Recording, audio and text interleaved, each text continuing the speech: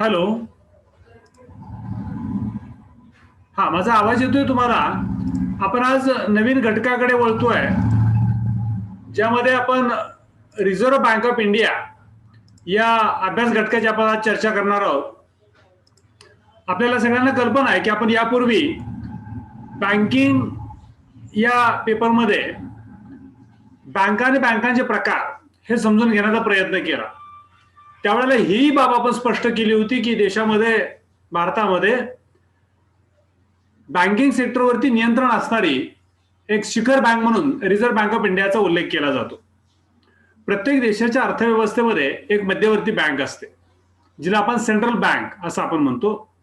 ज्या बँकेकडे त्या देशातील चलन व्यवस्थेचं व्यवस्थापन करण्याबरोबर बँकांवरचं नियंत्रण ह्याची जबाबदारी त्या मध्यवर्ती बँकेवरती असते. अगदी त्याच पद्धतीनं कोणत्याही देशाच्या चलन व्यवस्थेवर आणि देशातल्या बँकांच्या व्यवहारावर नियंत्रण ठेवणारी बँक म्हणजे मध्यवर्ती बँक, असे साधारणपणे स्थूल मानाने मध्यवर्ती बँकेची व्याख्या आपल्याला इथं करता येईल. आणि मग मध्यवर्ती बँकेचे प्रमुख ध्येय हे नेमकं काय? तर समाजाचे आणि राष्ट्राचं हित जोपासणे हे रिझर्व्ह बँक ऑफ इंडियाचं किंवा कोणत्याही देशाच्या मध्यवर्ती बँकेचं कार्य आहे. आपण पुढे जाऊया. रिझर्व्ह बँक ऑफ इंडिया ही भारताची मध्यवर्ती बँक आहे आणि भारताच्या मध्यवर्ती बँकेच्या या प्रक्रियेमध्ये आपल्याला थोडंसं पुढे जात असताना जगभरामध्ये मध्यवर्ती बँकांच्या स्थापनेचा इतिहास काय आहे हा आपल्याला पहिल्यांदा बघून इथं घेतला पाहिजे. तेव्हा तो इतिहास आपण पाहत असताना संपूर्ण जगामध्ये मध्यवर्ती बँका स्थापनेचे श्रेय खरं तर हे श्रेय स्वीडन व इंग्लंड या देशांकडे जाते. आता ते कसं जरा पुढे जाऊन बघूया आपण सविस्तरपणे. सन 1956 मध्ये स्वीडन या देशामध्ये रिस्क बँक ऑफ स्वीडन या नावाने पहिली बँक सुरू झाली. नीट लक्षात घ्या बरं का, जरा थोडासा हा बारकाव्याचा भाग आहे. तुम्ही पेन आणि वही घेऊन बसला असाल तर याचं नोटिंग करायला हरकत नाहीये. सन 1956 मध्ये, सॉरी 1856 मध्ये, इथं चुकीची दुरुस्ती मी इथं करेल. इथं 1856 असा तो उल्लेख आपल्याला इथं केला पाहिजे. एकच मिनिट आपण इथं दुरुस्ती करूया.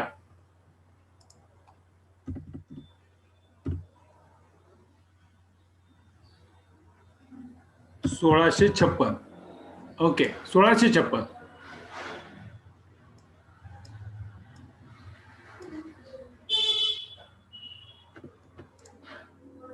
ओके, स्वीडनमध्ये the Riksbank of Sweden या नावाने पहिली बँक 1656 मध्ये सुरू झाली. त्यानंतर 1694 मध्ये आधुनिक बँक तत्वप्रणालीप्रमाणे इंग्लंडमध्ये बँक ऑफ इंग्लंड या नावाने मध्यवर्ती बँक सुरू झाली. बँक ऑफ इंग्लंडचं कामकाज जे चाललं होतं ते अतिशय शास्त्रशुद्ध पद्धतीने सुरू झाल्याने तिला जगातली पहिली मध्यवर्ती बँक म्हणून मान दिला जातो. जरी 1656 मध्ये स्वीडनमध्ये रिस्क बँक ऑफ स्वीडन ही स्थापन झालेली असली तरी सुद्धा आज ज्या मध्यवर्ती बँका कामकाज करतात त्यातलं प्रमुख कार्य जे आहे, ज्याला आपण तंत्रशुद्ध कार्य म्हणूया, हे कार्य इंग्लंड, बँक ऑफ इंग्लंडने हे सुरू केलं होतं. आणि म्हणून बँक ऑफ इंग्लंडला शास्त्रशुद्ध पद्धतीने सुरू झालेली मध्यवर्ती बँक म्हणून तिला ओळखलं जातं. आपण थोडं पुढे जाऊया आणखी.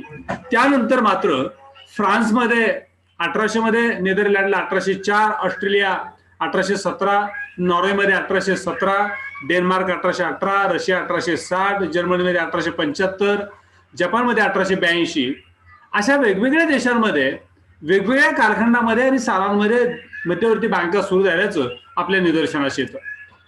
या पुढे जाऊन एक बाब सगळ्यात महत्वाची इथं आपल्या लक्षात ठेवायची, जी तुमच्या पुढे आता येते.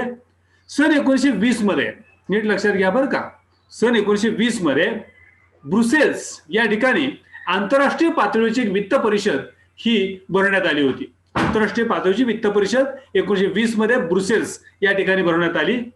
आणि या परिषदेमध्ये प्रत्येक देशाला एक मध्यवर्ती बँक असावी, प्रत्येक देशासाठी एक मध्यवर्ती बँक स्थापन करावी, अशा प्रकारचा ठराव हा पास करण्यात आला. आणि तदनंतर 1920 नंतर प्रत्येक देशामध्ये मध्यवर्ती बँक स्थापन व्हायला लागली. म्हणजे 20व्या शतकाच्या सुरुवातीपासून ब्रुसेल्स मधल्या आंतरराष्ट्रीय पातळीच्या वित्तीय परिषदेने ठरवल्यानुसार प्रत्येक देशाकरिता स्वतंत्र मध्यवर्ती बँकेची स्थापना सुरू व्हायला लागली. आणि त्याच पद्धतीचा प्रयत्न भारतामध्ये झाला. आणि भारतामध्ये 1935 मध्ये भारतासाठी स्वतंत्र मध्यवर्ती बँकेची स्थापना झाली. याच बँकेचं 1 जानेवारी 1949 मध्ये रिझर्व्ह बँक ऑफ इंडिया या नावानं राष्ट्रीयकरण झालं. म्हणजे भारतीय रिझर्व्ह बँकेचा आणखी पुढचा इतिहास आपल्याला पाहायचा आहे की भारतामध्ये रिझर्व्ह बँक ऑफ इंडिया स्थापन होण्यामध्ये नेमक्या कोणती प्रक्रिया राबवली गेली किंवा कोणत्या टप्प्यातून हे सहज शक्य झालं हे आपल्याला पुढे जाऊन बघायचंय. तत्पूर्वी जगभरातल्या मध्यवर्ती बँकांच्या स्थापनेचा इतिहास हा थोडक्यामध्ये आपण इथं पाहिलाय.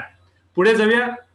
आता भारतातील मध्यवर्ती बँकेचा इतिहास आपल्या डोळ्यासमोर येतोय, जो आधुनिक बँकिंगची सुरुवात मुळात इथून आपल्याला करावी लागेल. आधुनिक बँकिंगची सुरुवात भारतामध्ये 17व्या शतकात झाली. आता ते पाहत असताना 19व्या शतकाच्या सुरुवातीला खरं तर भारतामध्ये 3 इलाका बँका होत्या. नीट लक्षात घ्या बरं का. 1920च्या शतकाच्या सुरुवातीला भारतामध्ये 3 इलाका बँका होत्या. त्यांनाच प्रेसिडेन्सी बँका असंही म्हटलं जायचं. बघा, या बँका आधुनिक या बँकांच्या स्थापनेमुळे आधुनिक बँक व्यवसायाला खऱ्या अर्थानं सुरुवात झाली. म्हणजे ज्या पद्धतीने आज बँका व्यवसाय करतायत त्या पद्धतीनं ज्या व्यापारी बँका आज व्यवसाय करतायत अगदी त्या पद्धतीनं या 3 इलाका बँकांनी, ज्यांना मी प्रेसिडेन्सी बँका असं आपण म्हणतो, यांनी आधुनिक बँकिंग प्रणाली स्वीकारली. आणि मग या बँका कुठल्या, तर पहिल्यांदा 1806 मध्ये बँक ऑफ बेंगॉल. बघा, नीट लक्षात घ्या. 1806 मध्ये बँक ऑफ बेंगॉल, 1840 मध्ये बँक ऑफ बॉम्बे आणि 1843 मध्ये बँक ऑफ मद्रास. अशा या 3 इलाका बँका यांनाच आपण प्रेसिडेन्सी बँका असं आपण म्हणतो. या बँकांची स्थापना झाली. कालांतराने या बँकांनी व्यापारी बँकांच्या कामकाजाबरोबर, म्हणजे या खरं तर व्यापारी बँका होत्या, आणि या बँकांनी व्यापारी बँकांबरोबरच मध्यवर्ती बँक म्हणून जे काही देशासाठी काम करायचं असतं मध्यवर्ती बँकांनी, ते कार्य या बँकांच्या माध्यमातून करण्याची योजना ही ब्रिटिश आमदानीमध्ये सुरू झाली. म्हणजे भारतामध्ये प्रत्येक देशासाठी जी मध्यवर्ती बँक कार्य करते तशा प्रकारची कार्य भारतामध्ये त्यावेळेला मध्यवर्ती बँक नव्हती. मग मध्यवर्ती बँक जी काम करते, म्हणजे चलन व्यवस्थेच्या वरती नियंत्रण असेल, चलन छापायचं काम असेल, देशातल्या बँकिंग व्यवसायावरचं नियंत्रण असेल किंवा त्यांचं व्यवस्थापन असेल, ही जबाबदारी या 3 इलाका बँकांवरती येऊन पडली. म्हणून असं म्हटलं जातं, देशाच्या मध्यवर्ती बँकेची भारतामधली कार्य ही या 3 इलाका बँकांनी म्हणजेच प्रेसिडेन्सी बँकांनी करायला सुरुवात केली. आणि याकरिता हे काम बँकांनी हे करावं, इलाका बँकांनी हे काम करावं, याकरिता या बँकांना मर्यादित जबाबदारीचं तत्व हे मान्य करण्यात आलं. ते 1860 मध्ये. बघा, 1860 मध्ये या 3 इलाका बँकांना म्हणजेच प्रेसिडेन्सी बँकांना मर्यादित जबाबदारीचं तत्व बहाल करून देशाच्या मध्यवर्ती बँकेची कार्य ह्या बँकेला करावी लागली. आपण थोडं पुढे जाऊया. इथे ह्या गोष्टी लक्षात घ्या बरं का. 1806 मध्ये बँक ऑफ बेंगॉल, 1840 मध्ये बँक ऑफ बॉम्बे, 1843 मध्ये बँक ऑफ मद्रास, या 3 त्या इलाका बँका, ज्यांना आम्ही प्रेसिडेन्सी बँका असं म्हणतो, ज्यांनी देशाला मध्यवर्ती बँक स्थापन होण्यापूर्वी मध्यवर्तीची बँकेची कार्य ही कामं या 3 बँकांनी मिळून ही देशामध्ये आपल्या केलेली आपल्याला बघायला मिळतात. पुढे जाऊया आपण. आता पहा, भारतीय रिझर्व्ह बँकेच्या कामकाजाच्या अनुषंगाने ज्या ज्या घटना घडल्या, भारतीय रिझर्व्ह बँक अस्तित्वात येण्यासाठी जे काही कालक्रमाने जे काही घटना घडल्या त्या घटना आपल्याला डोळ्यापुढे घ्यायला पाहिजेत. भारतीय बँकिंग क्षेत्रामध्ये 1920 साली एक महत्वाची घटना घडली. काय घटना घडली? साल नीट लक्षात ठेवा. 1920 bank of Bombay, bank of Calcutta आणि बँक ऑफ मद्रास या 3 ज्या प्रेसिडेन्सी बँका होत्या यांना एकत्र करण्यात आलं. म्हणजे यांची व्यवसाय स्वतंत्र चालले होते 1920 पर्यंत. मग या 1920 मध्ये या बँकांचं एकत्रीकरण करण्यात आलं आणि याला नाव देण्यात आलं इम्पिरियल बँक ऑफ इंडिया. नीट लक्षात घ्या, ज्या 3 इलाका बँका पूर्वी मध्यवर्ती बँकेची कार्य करत होती, या 3 इलाका बँकांना पुढे जाऊन एकत्र करण्यात आलं आणि ह्या 3 इलाका बँकांना म्हणजेच प्रेसिडेन्सी बँकांना एकत्र केल्यानंतर त्यांना नाव देण्यात आलं इम्पिरियल बँक ऑफ इंडिया. बघा, कधी? 1920 मध्ये. पुढे जाऊन हा इम्पिरियल बँक ऑफ इंडियाची स्थापना करण्यासाठी हा कायदा करण्यात आला आणि त्यानंतर 1921 पासून इम्पिरियल बँकेचं खऱ्या अर्थानं कामकाज सुरू झालं. आता ह्या इम्पिरियल बँकेने, जी इम्पिरियल बँक स्थापन झाली त्या इम्पिरियल बँकेने देशाच्या मध्यवर्ती बँकेची जी जी काय कार्य होती, म्हणजे चलन छपाई असेल, चलन व्यवस्थापन असेल, देशातील बँकांवरती नियंत्रण ठेवण्याची जबाबदारी असेल, देशातील चलन व्यवस्थेचं व्यवस्थापन असेल, ह्या सगळ्या जबाबदाऱ्या या इम्पिरियल बँकेने पार पाडल्या. म्हणून असं म्हटलं जातं 1921 ते 1935 म्हणजे स्वतंत्र मध्यवर्ती बँकेची म्हणजे रिझर्व्ह बँक ऑफ इंडियाची स्थापना होईपर्यंत 1921 ते 1935 पर्यंत भारतामधल्या मध्यवर्ती बँकेची जबाबदारी ही इम्पिरियल बँक ऑफ इंडियाकडे होती. बघा, अतिशय सुटसुटीतपणाने आपण हे पाहतोय. जिथं जिथं आवश्यक वाटतं त्या ठिकाणी तुम्ही ते नोटिंग करून घ्या. आता आपण पुढे जाऊया. इम्पिरियल बँक ही देशाची मध्यवर्ती बँकेची कार्य करत होती आणि मग पुढे काय काय घडलं ह्याही बाबी आपल्याला इथं पाहायला पाहिजेत. काय घडलं बघा. भारतातील रिझर्व्ह बँक ऑफ इंडियाचे स्थापनेचे प्रयत्न कुठून कुठून झाले, तर त्यातला पहिला प्रयत्न भारतामध्ये सन 1926 मध्ये हिल्टन यंग समितीने, किती साली बघा, नीट लक्षात घ्या, भारतामध्ये सन 1926 मध्ये हिल्टन यंग समितीने मध्यवर्ती बँक स्थापन करण्याची शिफारस केली. ब्रिटिश गव्हर्नमेंटने नेमलेलं हे कमिशन होतं हिल्टन यंग यांच्या अध्यक्षतेखाली, आणि या समितीने असं सांगितलं की भारतासाठी स्वतंत्र मध्यवर्ती बँक स्थापन करायला पाहिजे. आणि त्यानुसार खरं तर 1927 मध्ये एक विधेयक हे ब्रिटिश पार्लमेंटमध्ये मांडण्यात आलं. 1927 मध्ये बघा, कमिशन कधी नेमलं, 1926 मध्ये. या कमिशनने आपला रिपोर्ट दिला आणि ब्रिटिश पार्लमेंटमध्ये हा ठराव ठेवला, पुढे समोर प्रस्ताव ठेवला 1927 मध्ये की भारतासाठी स्वतंत्र मध्यवर्ती बँकेची स्थापना व्हायला पाहिजे. हा प्रस्ताव ठेवला. मात्र काही अडचणींमुळे, काही तांत्रिक अडचणी असतील, काही राजकीय भाग असेल, आणि याच्यामुळे हे जे प्रपोजल होतं, हा जो प्रस्ताव होता, हा काय मंजूर होऊ शकलेला नाही. म्हणजे 1927 मध्ये ब्रिटिश पार्लमेंटमध्ये मांडलेलं हे जे प्रपोजल होतं हे मान्य झालं नाही. तदनंतर सन 1934 मध्ये पुन्हा एकदा याला गती मिळाली आणि आरबीआय ऍक्ट, ज्याला आम्ही reserve bank of India act, हा मंजूर करण्यात आला. ब्रिटिश पार्लमेंटने भारतासाठी स्वतंत्र मध्यवर्ती बँक स्थापण्याकरिता 1934 मध्ये आरबीआय ऍक्ट हा स्थापन करण्यात आला किंवा त्याला मान्यता देण्यात आली. आणि या कायद्याप्रमाणे 1935 मध्ये भारतासाठी स्वतंत्र मध्यवर्ती बँक स्थापन करण्यात आली, जिचं नाव होतं रिझर्व्ह बँक ऑफ इंडिया, ज्याला इंग्लिशमध्ये रिझर्व्ह बँक ऑफ इंडिया असं आपण म्हणतो, ज्याला मराठीमध्ये जर म्हणायचं झालं तर भारतीय रिझर्व्ह बँक असं आपण म्हणतो. या भारताच्या मध्यवर्ती बँकेची स्थापना झाली. नीट लक्षात घ्या बरं का.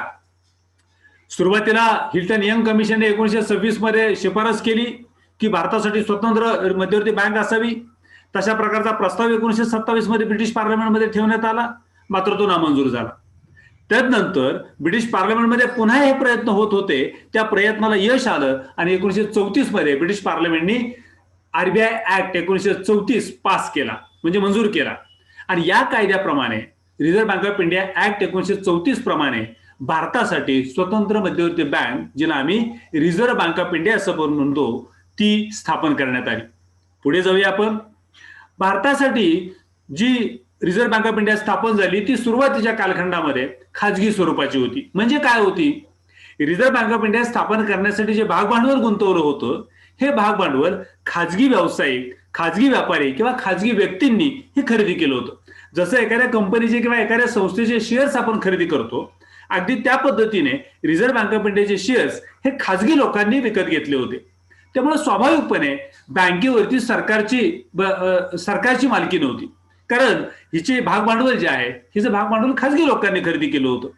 आणि मग तदनंतर स्वातंत्र्य प्राप्तीनंतर स्वतंत्र भारताच्या आर्थिक नियोजनाला गती मिळावी, स्वतंत्र भारताच्या आर्थिक विकासाला गती मिळावी, स्वतंत्र भारताच्या चलनाला एक पाठबळ मिळावं किंवा तिचं योग्य रीतीने नियोजन व्हावं, याकरिता ही सगळी व्यवस्था सरकारच्या ताब्यात असावी.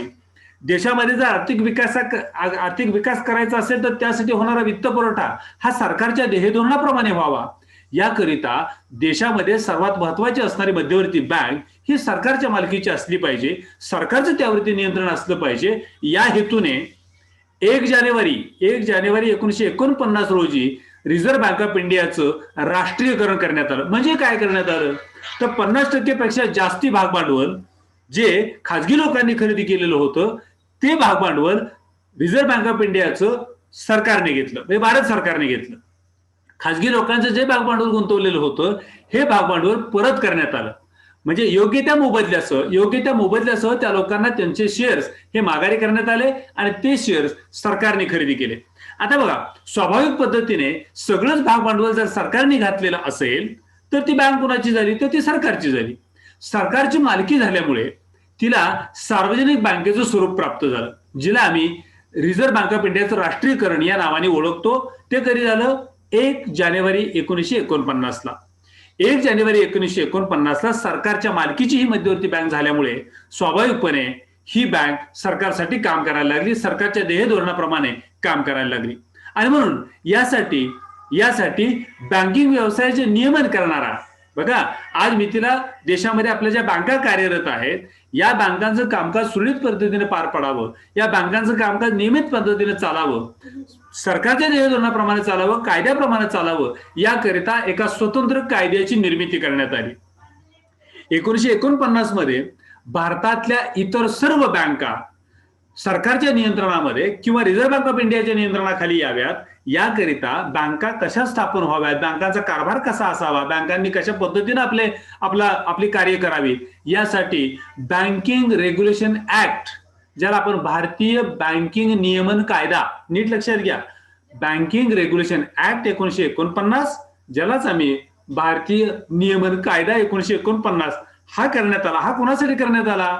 हा रिझर्व्ह बँक ऑफ इंडिया सोडून इतरही बँका ज्या भारतामध्ये काम करतायत या बँकांचं कामकाज कायदेशीर चालावं, त्याच्यावरती रिझर्व्ह बँक ऑफ इंडियाचं नियंत्रण असावं, सरकारच्या ध्येय धोरणाप्रमाणे या बँकांनी कामकाज करावी, अशासाठी बँकिंग व्यवसाय चालवण्याकरिता, बँकिंग व्यवसायाचं नियमन करण्याकरिता 1949 ला बँकिंग रेग्युलेशन ऍक्ट, ज्याला आम्ही बँकिंग विनिमय अधिनियम असं आपण म्हणतो, हा पास करण्यात आला. म्हणजे या घटना आपल्याला अतिशय काळजीपूर्वक लक्षात ठेवल्या पाहिजेत आणि याच्याकडे लक्ष दिलं पाहिजे. आता आपण भारतीय रिझर्व्ह बँक ऑफ इंडियाच्या भाग भांडवलाच्या बाबतीमधली थोडीशी चर्चा इथं करूया, ज्याचा उल्लेख मी मगाशी केला होता. सुरुवातीला म्हणजे 1935 मध्ये बँक ज्यावेळेला स्थापन झाली, रिझर्व्ह बँक ऑफ इंडिया ज्यावेळेला स्थापन झाली त्यावेळेला बँकेचं अधिकृत भाग भांडवल होतं 5 कोटी रुपये. नीट लक्षात घ्या, सुरुवातीला या बँकेचा अधिकृत भाग भांडवल होतं 5 कोटी रुपये आणि या 5 कोटी रुपयाच्या भाग भांडवलापैकी भाग भांडवल सरकारने स्वतः खरेदी केलेली, मात्र जवळजवळ 40% भाग भांडवल हे बाहेरच्या खाजगी भांडवलदारांनी म्हणजे भागधारकांनी खरेदी केलेलं होतं. जसं मी मगाशी म्हणलं तुम्हाला, 1949 पर्यंत देशाच्या मध्यवर्ती बँकेचं भाग भांडवल काही खाजगी लोकांनी खरेदी केलेलं होतं आणि तदनंतर म्हणजे 1949 मध्ये भारत सरकारने निर्णय घेतला की ही बँक सरकारच्या मालकीची असावी, म्हणून ते 40% भाग भांडवल जे खाजगी लोकांचं होतं ते परत करण्यात आलं आणि रिझर्व्ह बँक ऑफ इंडियाचं सर्व भाग भांडवल हे सरकारने घेतलं. त्यावेळेला तिचं 1 जानेवारी 1949 ला राष्ट्रीयकरण झालं. ही बाब भाग भांडवलाच्या अनुषंगाने मला इथे स्पष्ट करायची होती, ते आपल्या समोर मांडली आहे. पुढे बघूया, रिझर्व्ह बँक ऑफ इंडियाचं व्यवस्थापन कसं चालतं, म्हणजे रिझर्व्ह बँक ऑफ इंडियाचं कामकाज करण्याकरिता काय व्यवस्था आहे, ही व्यवस्था पाहण्यासाठी जे व्यवस्थापन मंडळ काम करतं ते काय आहे, तर रिझर्व्ह बँकेचे प्रशासन हे कर्मचाऱ्यांच्या हातात आहे. बघा नीट लक्षात घ्या, रिझर्व्ह बँक ऑफ इंडियाचं व्यवस्थापन म्हणजे प्रशासन म्हणूया आपण त्याला, हे कर्मचाऱ्यांच्या हातात आहे आणि व्यवस्थापन मात्र मध्यवर्ती बँकेच्या संचालक मंडळाकडे आहे. प्रशासन आणि व्यवस्थापन ह्या वेगळ्या गोष्टी आहेत. व्यवस्थापनाने घेतलेले निर्णय अंमलबजावणी करण्याची जबाबदारी ही प्रशासनावरती असते. नीट लक्षात घ्या, फरक नीट लक्षात घ्या. व्यवस्थापन म्हणजे त्या एखाद्या संस्थेसाठी ध्येय धोरण ठरवणारी व्यवस्था, ध्येय धोरण ठरवणारी म्हणजे या संस्थेने काय काय करावं, संस्थेचे उद्देश काय आणि संस्थेच्या उद्देशाप्रमाणे पुढे जाऊन संस्थेने कामकाज कसं करावं याच्यासाठी एक मार्गदर्शन करणारी, एक सल्ला देणारी जी व्यवस्था आहे हिला आपण म्हणतो व्यवस्थापन मंडळ. आता या व्यवस्थापन मंडळाचे घेतलेले निर्णय हे अंमलबजावणी करण्याची जबाबदारी ही त्या प्रशासनाची असते. म्हणजे उदाहरण द्यायचं झालं तर तुम्हाला असं सांगता येईल, आम्ही मतदान करतो आणि विधानसभेसाठी आमदार निवडून देतो आणि लोकसभेसाठी खासदार निवडून देतो. राज्य सरकार आणि केंद्र सरकार काम करतं. हे आपल्या वतीने व्यवस्थापन मंडळ तयार केलेलं आहे. या व्यवस्थापन मंडळाने म्हणजे लोकसभेमध्ये खासदारांनी आणि विधानसभेमध्ये आमदारांनी घेतलेले निर्णय राज्याकरिता हे निर्णय घेण्याची जबाबदारी ह्या व्यवस्थापन मंडळावरती आहे असं धरून चाला. मग त्याची अंमलबजावणी कोण करतं, तर त्याची अंमलबजावणी प्रशासनामध्ये काम करणारे आयुक्त असतील, त्या जिल्ह्याचे कलेक्टर असतील, त्या जिल्ह्याचे सीईओ असतील, हे त्या तालुक्याचे तहसीलदार असतील, हे प्रशासनातली मंडळी आहे. म्हणजे व्यवस्थापन पाहताना ही लोकप्रतिनिधी म्हणून ते व्यवस्थापनावरती काम करतायत आणि प्रशासन लोकप्रतिनिधींनी लोकांसाठी घेतलेले निर्णय त्याची अंमलबजावणी करण्याची जबाबदारी ही प्रशासनावरती असते. अगदी त्याच पद्धतीने रिझर्व्ह बँकेचं प्रशासन हे कर्मचाऱ्यांच्या हाती आहे, तर व्यवस्थापन मात्र संचालक मंडळाकडे. आता या संचालकांची संख्या किती आहे? या संचालक मंडळाचे व्यवस्थापन पाहणार आहे रिझर्व्ह बँक ऑफ इंडियाचं, यांचं संचालकांची संख्या किती आहे, तर ती 20 आहे. यापैकी ह्या 20 संचालकांच्या पैकी एक गव्हर्नर आहे, ज्या गव्हर्नरची आपल्या नोटेवरती सही आपल्याला दिसते. बघा, यापैकी एक गव्हर्नर आहे, 4 उपगव्हर्नर आहेत. नीट लक्षात घ्या, 4 उपगव्हर्नर आहेत आणि यांची नेमणूक किती वर्षासाठी असते? गव्हर्नर आणि 4 उपगव्हर्नर यांची नेमणूक 5 वर्षासाठी केली जाते. नीट लक्षात घ्या बरं का. 20 संचालक मंडळामध्ये एक गव्हर्नर आणि 4 उपगव्हर्नर आहेत, ज्या एका गव्हर्नरची आणि उपगव्हर्नरची नेमणूक केल्यानंतर त्यांची मुदत 5 वर्षासाठी असते. आता पुढे जाऊया आपण. 4 संचालक, त्यातले 20 पैकी 4 संचालक आणखी जे आहेत हे स्थानिक मंडळाकडून नेमले जातात. स्थानिक मंडळ म्हणजे काय? देशाचं चलन व्यवस्थापन पाहण्यासाठी, देशाच्या अर्थव्यवस्थेतली चलनविषयकची सर्व कार्य पाहण्यासाठी जी मंडळं स्थानिक मंडळं स्थापन केलेली आहेत, त्यामधले 4 संचालक हे स्थानिक मंडळाकडून नेमले जातात. एक संचालक हा अर्थ खात्याचा सचिव असतो. म्हणजे कोण? देशाच्या केंद्रीय मंत्रिमंडळामध्ये जे अर्थ खातं आहे त्या अर्थ खात्याचा प्रशासनातला जो सचिव आहे, तो सचिव, अर्थ खात्याचा सचिव हा रिझर्व्ह बँक ऑफ इंडियाच्या संचालक मंडळावरती हा संचालक म्हणून काम करतो. बघा, नीट लक्षात घ्या ह्या सगळ्या गोष्टी. इतर 10 संचालक, उरलेले जे 10 संचालक आहेत हे कोण आहेत? तर हे संचालक उद्योग क्षेत्र असेल, व्यापार क्षेत्र असेल, सहकार क्षेत्र असेल, शेती क्षेत्र असेल, अशा वेगवेगळ्या प्रमुख क्षेत्रांमधून ही तज्ज्ञ मंडळी या संचालक मंडळावरती नेमणूक केली जातात. आता मी पुन्हा एकदा रिपीट करतो. देशाच्या मध्यवर्ती बँकेचे म्हणजेच भारताच्या रिझर्व्ह बँक ऑफ इंडियाच्या व्यवस्थापन मंडळाची, संचालक मंडळाची संख्या ही 20 आहे. यामध्ये एक गव्हर्नर आहे, 4 उपगव्हर्नर आहेत. बघा, यांचा कालावधी 5 वर्षाचा आहे. मी पुन्हा एकदा सांगतोय, 4 संचालक हे स्थानिक मंडळामधून नेमले जातात. हे स्थानिक मंडळ म्हणजे कोणती? देशाची चलन व्यवस्था सांभाळण्याकरिता, देशाची बँकिंग व्यवस्था सांभाळण्याकरिता, देशाचं शेअर बाजार सांभाळण्याकरिता, देशाच्या अर्थव्यवस्थेच्या संदर्भातला आंतरराष्ट्रीय व्यापाराच्या ज्याला आपण म्हणतो परकीय चलनाच्या संदर्भामध्ये, किंवा त्या अनुषंगाने जी स्थानिक मंडळं काम करतात, या स्थानिक मंडळामधले 4 संचालक नेमले जातात. बघा, लक्षात आलं का तुमच्या? म्हणजे इथं ह्या 4 स्थानिक मंडळातील संचालकांच्या बरोबरच एक संचालक हा अर्थ खात्याचा सचिव आहे. अर्थ खातं कुठलं? केंद्राचं अर्थ खातं. आणि केंद्राचं अर्थ खातं सांभाळणारा जो प्रमुख असतो प्रशासनातला, तो सचिव या संचालक मंडळाचा सदस्य असतो. आणि याच्या व्यतिरिक्त राहिलेले 10 हे जे आहेत, हे उद्योग क्षेत्र असेल, शेती क्षेत्र असेल, व्यापार क्षेत्र असेल, सहकार क्षेत्र असेल, अशी अर्थव्यवस्थेतली जी महत्वाची क्षेत्र आहेत, अशा महत्वाच्या क्षेत्रांमधून 10 संचालकांची नेमणूक केली जाते. बघा, एक गव्हर्नर, बरोबर, एक गव्हर्नर, 4 उपगव्हर्नर, म्हणजे हे किती झाले? 5. नीट लक्षात आलं? हे झाले 5. एक 4 संचालक कुठल्या? स्थानिक मंडळातले, म्हणजे किती झाले? 9. एक कोण आहे? अर्थ खात्याचा सचिव, तो पण संचालक आहे, म्हणजे किती झाले? 10. आणि उरलेले 10 कुठले आहेत? तर महत्वाची क्षेत्र म्हणजे कोणती? उद्योग, व्यापार, शेती, सहकार, अशा वेगवेगळ्या क्षेत्रातील अशा एकूण 20 लोकांचं संचालक मंडळ हे देशाच्या रिझर्व्ह बँक ऑफ इंडियाचं व्यवस्थापन पाहतात. ओके, मी पुन्हा या गोष्टी तुम्हाला सगळ्यांना सांगितलेल्या आहेत, त्याची नोंद करून घ्या. आता या रिझर्व्ह बँक ऑफ इंडियाचं मुख्य कार्यालय कुठे आहे? रिझर्व्ह बँक ऑफ इंडियाचं मुख्य कार्यालय, आपल्याला असं वाटतं की देशाची मध्यवर्ती बँक आहे म्हणल्यानंतर देशाची राजधानी दिल्लीत आहे, मग दिल्लीत हे कार्यालय असेल, तर तसं नाही. नीट लक्षात घ्या, देशाच्या मध्यवर्ती बँकेचं म्हणजेच रिझर्व्ह बँक ऑफ इंडियाचं मुख्य कार्यालय हे मुंबई या ठिकाणी आहे.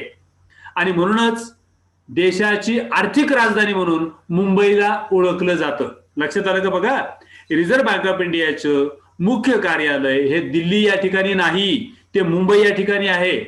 याच्याबरोबर नीट लक्षात घ्या, बँकेच्या शाखा कुठे आहेत? रिझर्व्ह बँक ऑफ इंडियाच्या जे शाखा कार्यालय आहेत, ही शाखा कार्यालय कुठे आहेत? तर कोलकाता, बेंगलोर, दिल्ली, कानपूर आणि चेन्नई या 5 ठिकाणी. नीट लक्षात घ्या, पुन्हा सांगतो, कोलकाता, बेंगलोर, दिल्ली, कानपूर आणि चेन्नई या 5 ठिकाणी रिझर्व्ह बँक ऑफ इंडियाची शाखा कार्यालय आहेत. आता पुढे जाऊया. आणि लखनौ, अहमदाबाद, भुवनेश्वर, जयपूर, हैदराबाद, नागपूर, पाटणा, त्रिवेंद्रम या ठिकाणी रिझर्व्ह बँक ऑफ इंडियाची उपशाखा कार्यालय आहेत. ओके. आज ज्या ठिकाणी रिझर्व्ह बँक ऑफ इंडियाची कार्यालय नाहीत, नीट लक्षात घ्या, आज ज्या ठिकाणी रिझर्व्ह बँक ऑफ इंडियाची शाखा कार्यालय नाहीत, त्या ठिकाणी निरसनग्रहाचं कार्य ही त्या क्षेत्रामध्ये कार्यरत असलेल्या स्टेट बँक ऑफ इंडियाच्या माध्यमातून केलं जातं, ज्याला आम्ही क्लिअरिंग हाऊस असं आपण म्हणतो. जी जबाबदारी रिझर्व्ह बँक ऑफ इंडियाची आहे, ही रिझर्व्ह बँक ऑफ इंडियाची जबाबदारी पार पाडण्याकरिता रिझर्व्ह बँक ऑफ इंडियाची कार्यालय जिथं नाहीत, म्हणजे उदाहरणार्थ पुण्यामध्ये रिझर्व्ह बँक ऑफ इंडियाचं कार्यालय नाही, मग हे काम कोण बघतं? सातारमध्ये रिझर्व्ह बँक ऑफ इंडियाचं कार्यालय नाहीये, मग हे काम कोण बघतं रिझर्व्ह बँक ऑफ इंडियाचं? तर हे काम म्हणजे कुठलं? निरसनग्रहाचं किंवा क्लिअरिंग हाऊस. याची बाबतीतली मी मागच्या घटकांमध्ये चर्चा केलेली आहे. हे काम कोण बघतं? तर त्या भागामध्ये कार्यरत असणारी स्टेट बँक ऑफ इंडिया, म्हणजे रिझर्व्ह बँक ऑफ इंडियाची प्रतिनिधी बँक म्हणून कोणती बँक काम करते, असा प्रश्न जर आपल्याला विचारला तर आपल्याला स्पष्ट उत्तर देता आलं पाहिजे, ते म्हणजे स्टेट बँक ऑफ इंडिया. दुसरं कुठलंही नाव घ्यायचं नाही, state bank of India. Reserve bank of इंडियाची शाखा कार्यालय जिथं नाहीत, तिथं प्रतिनिधी म्हणून स्टेट बँक ऑफ इंडिया काम करते. आता पुढे जाऊया आपण. रिझर्व्ह बँक ऑफ इंडियाच्या अंतर्गत विभाग कोणते कोणते आहेत? रिझर्व्ह बँक ऑफ इंडियाचे जे विभाग आहेत त्यामध्ये नीट बघा, रिझर्व्ह बँकेच्या कामकाजाच्या सोयीसाठी, रिझर्व्ह बँक ऑफ इंडियाच्या कामकाजाच्या सोयीसाठी काही अंतर्गत विभाग हे निर्माण केलेले आहेत. कोणते कोणते विभाग आहेत ते नीट लक्षात घ्या, खाली लिहिले. 1. चलन विभाग, 2. बँकिंग विभाग, 3. बँकिंग विकास विभाग, 4. बँकिंग व्यवहार विभाग, 5. कृषी पतपुरवठा विभाग, 6. विनिमय नियंत्रण विभाग, 7. औद्योगिक वित्त विभाग, 8. बिगर बँकिंग कंपन्या विभाग, 9. कायदे विभाग, 10. संशोधन व सांख्यिकी विभाग आणि 11. पर्यावरण विभाग. याशिवाय बँकिंग क्षेत्रामध्ये जे नवनवीन बदल आता होत आलेले आहेत, या बदलांच्या अनुषंगाने स्वीकारलेल्या ज्या काही गोष्टी आहेत त्यानुसारही काही विभागांची भर याच्यामध्ये पडलेली आहे. पण प्रमुख विभाग जर म्हटलं आपण तर प्रमुख हे 11 विभाग या ठिकाणी कार्यरत असलेले आपल्याला बघायला मिळतात. आता पुढे जाऊया आपण. नीट लक्षात ठेवा, रिझर्व्ह बँक ऑफ इंडियाच्या कामकाजासाठी अंतर्गत विभाग जे केलेले आहेत ते आहेत चलन विभाग, ज्या माध्यमातून चलनाची व्यवस्था पाहिली जाते, म्हणजे चलन छपाई आणि चलनाचं व्यवस्थापन. बँकिंग विभाग, बँकांवरती नियंत्रण ठेवायचं आहे म्हणून बँकिंग विभाग. बँकांचा विकास करायचा आहे देशातला, बँकिंग विकास विभाग. बँकिंग व्यवहार विभाग, बँकांचे व्यवहार कसे होत आहेत याच्यावरती ऑडिट करणं असेल, त्यांचे अहवाल मागवणं असेल, हे सगळं कामकाज बँकिंग व्यवहार विभाग या माध्यमातून केलं जातं. देशामध्ये मोठा वर्ग शेती क्षेत्रामध्ये गुंतलेला आहे. देशातल्या मोठ्या लोकसंख्येचा वर्ग शेती क्षेत्रात गुंतलेला आहे. भारताची अर्थव्यवस्था ही शेतीप्रधान अर्थव्यवस्था आहे आणि म्हणून शेतीला होणारा वित्त पुरवठा याकरिता स्वतंत्र विभाग निर्माण केला आहे आणि तो म्हणजे कृषी पतपुरवठा विभाग. पुढे जाऊन विनिमय नियंत्रण विभाग. विनिमय नियंत्रण विभाग म्हणजे काय? परकीय चलन जे आहे, जे आपल्याला निर्यातीतून मिळतं आणि आयातीसाठी खर्च करावं लागतं, हे परकीय चलन त्याचं विनिमय कसं व्हावं याच्यावरती रिझर्व्ह बँक ऑफ इंडियाचं नियंत्रण आहे आणि ते कोणत्या विभागामार्फत चालतं? विनिमय नियंत्रण विभाग. औद्योगिक वित्त विभाग, देशाच्या आर्थिक विकासाकरिता शेती क्षेत्राबरोबर औद्योगिक क्षेत्राचा विकास होणं क्रमप्राप्त आहे, आवश्यक आहे आणि म्हणून देशाच्या औद्योगिक विकासाकरिता पुरेसा वित्त पुरवठा व्हावा, पुरेसा भांडवल पुरवठा व्हावा आणि म्हणून यासाठी औद्योगिक वित्त विभाग स्वतंत्रपणे कामकाज बघतो. याशिवाय बिगर बँकिंग कंपन्या विभाग म्हणजे कोणत्या? बँकेतर वित्तीय संस्था ज्यांचा आपण अभ्यास करतो, ज्यामध्ये युनिट ट्रस्ट ऑफ इंडिया असेल, LIC असेल किंवा काही म्युच्युअल फंड काम करतात वगैरे वगैरे. ज्या बँका नाहीयेत मात्र वित्तीय क्षेत्रामध्ये आर्थिक उलाढालीचं मोठं काम करतात, म्हणजे समाजातून बचत गोळा करणं आणि समाजामध्ये वेगवेगळ्या प्रकारची भांडवली मदत करणं किंवा वित्तीय गुंतवणूक करणं, असं काम करणाऱ्या खूप साऱ्या बँकेतर वित्तीय संस्था आहेत. मग अशा फायनान्स कंपन्यांवरती नियंत्रण ठेवण्याकरिता बिगर बँकिंग कंपन्या विभाग हा विभाग काम करतो. आता कायदे विभाग बँकांच्या व्यवस्थेसाठी आणि देशातल्या चलन व्यवस्थेसाठी जे जे कायदे आहेत ते कायदे योग्य वेळी कामकाज करतात का, त्याच्यामध्ये काय बदल करणं गरजेचं आहे का, कालानुरूप कामकाजाचं स्वरूप बदललेलं आहे त्यामध्ये आणखी काय भर घालण्याची गरज आहे का, अशा प्रकारची सगळी जबाबदारी ह्या कायदे विभागावरती येऊन पडते. 10वा विभाग आहे तो म्हणजे संशोधन आणि सांख्यिकी विभाग.